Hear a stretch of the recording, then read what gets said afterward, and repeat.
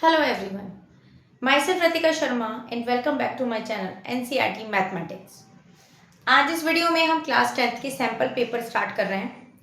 तो आइए पहला क्वेश्चन सॉल्व करते हैं। Exponent of 3 in prime factorization of 2025। तो 2025 का सेक्शन 1 है, हर एक नंबर एमसीक्यूज में है तो ऑब्वियसली 1 मार्क्स का हुआ। वंस प्लेस पे यहाँ पर 2 4 0 6 8 नहीं है, दैट मीन्स 2 से डिविजिबल नहीं होगा। तो 5 और 2 7, 7 और 2 9, सम करके देख लेना। 3 का डिविजिबिलिटी टेस्ट लगेगा तो 3 से जाएगा। 3 7 जा 3 6 जा 18, 3 7 जा 21 और 3 5 जा 15। फिर से देख लो, अगर इनका सम 3 से डिवाइड हो रहा है दैट मीन्स 3 का डिविजिबिलिटी टेस्ट लग जाएगा। 7 और 5 12 और 6 18, दैट इज 3 2 जा 6, 3 2 जा 6 1, 3 5 जा 15, 3 7 जा 21 15।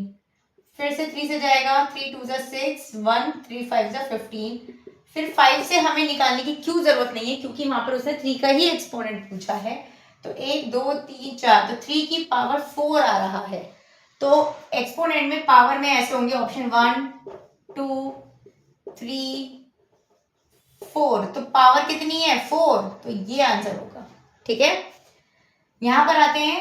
यहां पर आपको देखो इस तरह का दे रखा है, यहाँ पे 2024 समथिंग है, ये कम गया। देखिए इस क्वेश्चन में आपको x माइनस वाई निकालना है, तो हमने पहले से सब्ट्रैक्ट ही कर दिया। सब्ट्रैक्ट करेंगे तो b यहाँ पे साइन माइनस, यहाँ प्लस है तो यहाँ माइनस, यहाँ माइनस है तो यहाँ प्लस। ठीक है, कटेगा तो कुछ नहीं क्योंकि सेम कोएफिशिएंट है नहीं। तो हमने क्या किया, 2024 में से जब 2025 माइनस करेंगे तो नीचे वाली डिजिट बड़ी है तो माइनस में 1 आ जाएगा x के साथ। प्लस का ये है, माइनस का ये है, y को कॉमन ले लोगे तो 2025 माइनस का 2024 होगा तो 1 का ही गैप है। बड़ी डिजिट का साइन प्लस है तो 1 आ जाएगा y के साथ 1, और यहाँ पे प्लस का साइन माना जाएगा तो 2 आ गया। यानी क्या बना, ये माइनस का x प्लस का y इक्वल टू, क्योंकि x माइनस वाई निकालना है तो पूरी इक्वेशन में माइनस से मल्टीप्लाई कर दो, ये हो गया इसके साथ। तो इसको कोफिशिएंट को इक्वल करने के प्रोसीजर में मत पढ़ना, अदरवाइज बहुत लॉन्ग हो जाएगा क्वेश्चन। तो ये आ जाएगा माइनस का 2। The number of polynomials having -2 and -5 are zeros is. देखो बन तो जाएगी इक्वेशन इजीली कि x -2 है तो यहाँ अपोजिट साइन आता है, यहाँ आएगा तो x, और यहाँ प्लस का साइन है तो यहाँ माइनस बनेगा। लेकिन ध्यान रखना उसके आगे यहाँ पर एक मल्टीपल होता है, एक वैल्यू होती है नॉन जीरो, जिसकी वैल्यू आप इनफाइनाइट होती चली जाती है। तो यहाँ पर इसका सॉल्यूशन इनफाइनाइट होगा। ठीक है, सबसे पहले आपको ये बताना है इनमें से कौन से चारों ऑप्शन में से इनमें से कौन सा एक ऑप्शन है जो क्वाड्रेटिक इक्वेशन नहीं है। तो ध्यान रखना, जब यहाँ पे एक्स स्क्वायर खोलोगे, फार्मूला खोलोगे प्लस बी का स्क्वायर, तो एक्स स्क्वायर आएगा। यहाँ पर और कहीं एक्स स्क्वायर है नहीं तो क्वाड्रेटिक इक्वेशन होगी। यहाँ पर देखो, यहाँ पर एक्स स्क्वायर है, यहाँ पर भी जब आप खोलोगे उसको तो एक्स स्क्वायर का कोफिशिएंट बड़ा है तो कटेगा तो है नहीं, दैट मीन्स ये भी क्वाड्रेटिक इक्वेशन है। यहाँ पर जब आप करोगे तो एक्स स्क्वायर बनेगा, यहाँ भी एक्स स्क्वायर बनेगा, क्योंकि यहाँ पर कोफिशिएंट 1 1 है और यहाँ भी 1 1 है तो आपस में कट जाएगा। तो ये एक ऑप्शन होगा जहां पर क्वाड्रेटिक इक्वेशन नहीं बनेगी। यहाँ क्यूब है, यहाँ जब क्यूब खोलोगे तो ये क्यूब से क्यूब कट जाएगा क्योंकि 1 1 कोफिशिएंट है दोनों तरफ। तो इसका आंसर ये होगा। आते हैं इस पे, आपसे पूछा है कि एपी है, ये 3 टर्म्स है, कॉन्जिक्यूटिव है आपकी, आपको एक्स की वैल्यू फाइंड आउट करनी है। एपी में हमें पता है क्या होता है, 2b इक्वल a प्लस सी, ऐसा एक कुछ पढ़ा होगा आपने कि एपी होती है तो ऐसा वाला फॉर्मूला लगता है। ये ए बी सी क्या है, ये ए है, ये बी है, ये सी है। तो b की वैल्यू यहाँ पर रखो ट्वाइस ऑफ x प्लस 10, यहाँ हो जाएगा 2x इंटू 3x प्लस 2। जब इसमें अंदर मल्टीप्लाई करोगे तो 2x हो जाएगा, 20 हो जाएगा। यहां से करोगे 2 3 जा 6, एक्स स्क्वायर बनेगा प्लस 2 2 जा 4x बनेगा। 6x square as it is रखा यहाँ पर, 2x को उधर लेके आएंगे माइनस का हो जाएगा, 4 में से 2 गया प्लस का ही बचेगा 2x, -20 उधर जाएगा, +20 उधर जाएगा, माइनस का बनेगा ये। 2 से पूरे इक्वेशन में डिवाइड कर दो तो 2 3 जा 6, 2 3 जा 6 हो गया, x square plus x minus 10 आ गया ये। ठीक है, यहां तक करने के बाद में यहाँ पर दो ऑप्शन बनते हैं। पहला ऑप्शन यही है कि आप फैक्टराइज कर दो। कैसे करते हैं, लास्ट वाला साइन है माइनस का, तो ऐसे दो फैक्टर ढूंढो, ऐसे दो डिजिट ढूंढो जिनको जब माइनस करे तो 1 आए, और जब इन दोनों की मल्टीप्लाई करोगे तो 30, यानी कि ऐसे दो फैक्टर ढूंढो जिसका जब माइनस करो तो 1 आ जाए और मल्टीप्लाई करो तो 30 आए। तो 6 और 5, 6 5 से 30, 6 में से 5 गया 1, तो 3 implies that 3x square plus 6 minus 5 into x minus 10 equal 0, 3x square plus 6x minus 5x minus 10 equal 0। ये हो गया, 3 कॉमन ले लिया, x भी कॉमन लिया, x प्लस 2 बचेगा माइनस 5 इंटू, जब आप यहाँ से x कॉमन लोगे तो माइनस है, अंदर वाला प्लस बन जाएगा और 2 2 आ जाएगा। यहाँ क्वेश्चन सही जा रहा है क्योंकि दोनों ब्रैकेट सही हैं। x प्लस 2 हो गया, ये 3x माइनस 5 हो गया, यहाँ से x की वैल्यू माइनस 2 आ गई। इस ब्रैकेट को जब 0 के इक्वल रखोगे तो माइनस 5/3 आएगा। और अब ऐसी सिचुएशन में कॉन्जिक्यूटिव नंबर्स की बात हो रही है, इंटीजर उसने कुछ कहा नहीं है, ऑप्शन में भी इंटीजर्स है नहीं, तो ये आपका आंसर होगा -2। अब देखो दूसरा ऑप्शन क्या है, नहीं है आपको फैक्टराइजेशन करने में टाइम वेस्ट करना है, तो ऐसी सिचुएशन में क्या करोगे, ये इक्वेशन आई थी, इसमें वैल्यूज पुट करके देख लो, यानी ऑप्शनल मेथड कर लो। पहला नंबर 6 है, जब मैं यहाँ 6 का स्क्वायर करती हूँ 36, 33 3 जो भी होता है छोड़ो उसे फिलहाल, 36 3 प्लस 6 माइनस 10, क्या कहीं भी इसको काट पीट के 0 आ रहा है भाई, इसकी वैल्यू तो और बड़ी हो जाएगी, उसमें 6 ऐड करोगे तो और बड़ा हो जाएगा, -10 करोगे तो कोई फर्क पड़ेगा नहीं, तो यहाँ 0 नहीं आया, इसे सॉल्व करके इसे कैंसिल करते हैं। सेकेंड ऑप्शन पिक करो, जब माइनस का इवन पावर है तो प्लस ही हो जाना है, वही 36 इंटू 6 का स्क्वायर 36 हो जाएगा, फिर जब प्लस वहां माइनस है तो माइनस का 6 हो जाएगा, माइनस का 10 हो जाएगा, अब भी कहीं से कहीं तक 0 नहीं आएगा। ऑप्शन वही पिक करना है, वही आंसर होगा जिस जब 0 आ जाए। -2 पिक करते हैं, तो -2 का जब स्क्वायर करोगे तो प्लस का 4 बनेगा, 3 ऑलरेडी इसके पास है, -2 लिया है ये रहा, और -10, तो ये देखो 3 4 12 होते हैं, प्लस का है, यहाँ पर जब आप इसे डाउन करोगे तो माइनस का 12 आएगा, दोनों आपस में कटेंगे 0 आ जाएगा, अब भी x इक्वल -2 आ गया। तो चाहे तो ऑप्शनल मेथड देख लो, चाहे आप फैक्टराइजेशन कर लो, श्रद्धा आपकी। पहला क्वेश्चन मतलब अगला क्वेश्चन है आपका 1 + 2 + 3 ये समथिंग 50 तक दे रखा है, 25 के और k की वैल्यू फाइंड आउट करनी है। आपको पता होगा 1 से लेकर 50 तक का है ये काउंटिंग नंबर, सम ऑफ है, तो फॉर्मूला क्या होता है इसका, sum of natural number n + n + 2/2 equal हो जाएगा यहाँ 25 के, n की वैल्यू 50 तक लेनी है तो 50 इंटू 50 + 1 51 हो गया, /2 इक्वल 25 के, ये 2 से ये 25 टाइम्स चला गया, यानी कि हमारे पास बचा 25 इंटू 51 इक्वल 25 के। तो ये बताओ 25 से 25 गया तो के की वैल्यू 51 आ गई। ओके,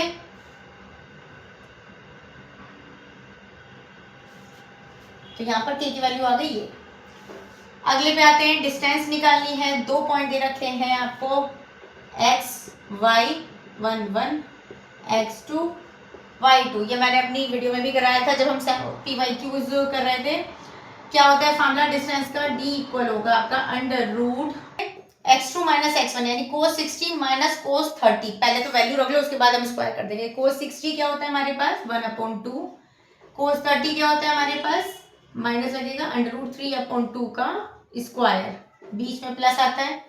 y2 की वैल्यू क्या, माइनस का sin 60 होता है, माइनस का √3/2, ये माइनस ये वाला माइनस है। ओके, y2 - y1 sin 30 होता है 1/2 का स्क्वायर हो गया, क्या आई हुई वैल्यू, जब आप इसमें से माइनस करोगे तो ये आएगा 1 - √3 का स्क्वायर/4 प्लस √3 - 1 का स्क्वायर/4।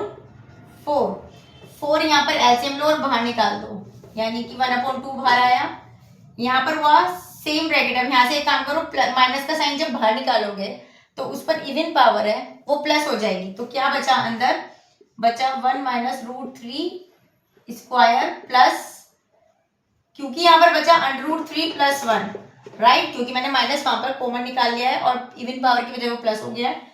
मैं इसे इस फॉर्म में लिख दूंगी, यानी 1 प्लस रूट 3 का स्क्वायर। ठीक है, यहाँ से क्या होगा 1/2 यहाँ है, इसका फार्मूला होता है ए माइनस बी का होल स्क्वायर प्लस बी का होल स्क्वायर का आपको फार्मूला पता होगा, twice of a square plus b square, twice of a square की वैल्यू क्या है 1 प्लस, हाँ 1 का स्क्वायर 1 ही रहेगा, प्लस √3 का स्क्वायर 3 हो जाएगा, 3 और 1 4 हो जाएगा, 4 2 जा 8 हो जाएगा, 8 का रूट क्या होगा भाई 2√2 और अपॉन 2 ऑलरेडी है, 2 से गया तो √2 will be your answer. Coordinate of points बताने हैं which is mirror image of this one about x axis. X axis ऐसी होती है, माइनस का 3 5 कहाँ लोकेट होगा, ऑलमोस्ट 1 2 3 यहाँ मान लो, और कहीं भी मान लो यहाँ 5 है ना, ये -3 है और ये मान लो 5 है, तो ये माइनस का 3 ये आया आपका ये वाला पॉइंट। अब आपसे पूछा है इसकी मिरर इमेज क्या होगी अबाउट एक्स एक्सिस, तो ये एक्स है ना, तो जब इसका रिफ्लेक्शन इधर पड़ेगा तो ये सब कुछ प्लस में होना चाहिए या नहीं, क्योंकि यहाँ तो सब कुछ प्लस में होता है, तो आंसर दोनों प्लस वाले होंगे। ओके, देखिए 2 ट्रायंगल दे रखे हैं हमें, उसमें हमें ये बता रखा है कि जो रेशो दे रखा है ए बी और ई एफ का दे रखा है, तो मैंने ऐसे ही ट्रायंगल बनाए जैसे दे रखे थे, यानी a b c e f, a b के साथ ई एफ है ना, तो ई इसके साथ लेके आओ, ये है डी, तो a b upon e f है, यानी ये ए बी ई एफ के रिगार्डिंग दे रखी है रेशो में, ए सी को डी ई के साथ, ए सी को डी ई के साथ दे रखा है, तो ये ऑप्शन ये कौन सा सही होगा। जब हमने ऐसे बनाओगे तो हमेशा कंफ्यूजन में रहोगे, जैसा रेशो उसने दिया वैसे ही बना लो, साफ समझ में आएगा। क्या ए के साथ में डी आ रहा है, नहीं, क्या ए के साथ में ई आ रहा है, बिल्कुल, सी के साथ में डी आ रहा है, ये गलत, बी के साथ में ई आ रहा है, बी के साथ में ई, नॉट एट ऑल। आओ इस वाले में, दोनों ट्रायंगल हमारे ये सिमिलर हैं, तो पेरीमीटर फाइंड आउट करना है पी क्यू आर का, यानी इस वाले का, बड़े वाले का।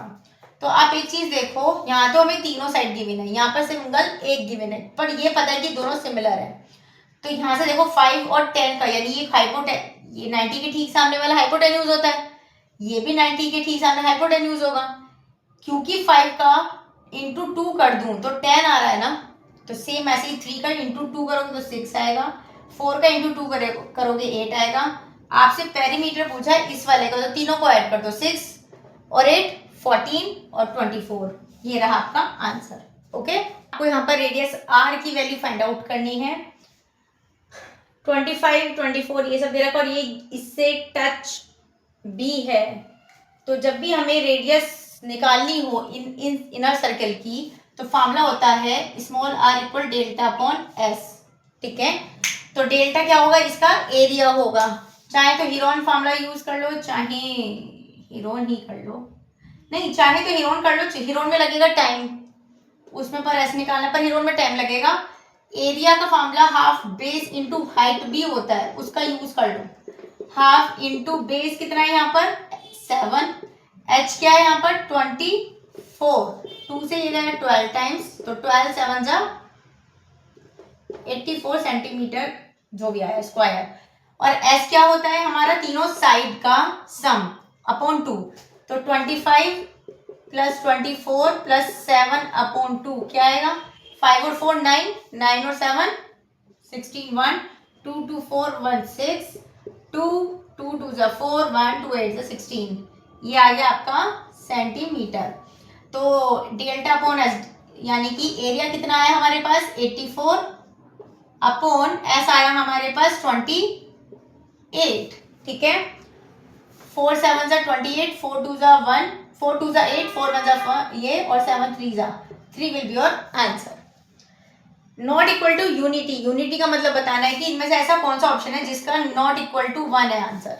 ठीक है भाई, हमें ये फार्मूला पता है, यहाँ के लिए फार्मूले जरूर याद कर लेना, sine square x plus cos square x हमेशा 1 होता है, ये देखो सेक स्क्वायर एक्स माइनस ये भी हमेशा 1 होता है, इसको अगर आप करते हो तो tan x as it is लिखा जाएगा, कोट x को हम लिख सकते हैं 1/tan x, इसे गया 1 आएगा। लेकिन यहाँ पर coat square x minus cosec square x 1 नहीं होता है, माइनस का 1 होता है। कैसे?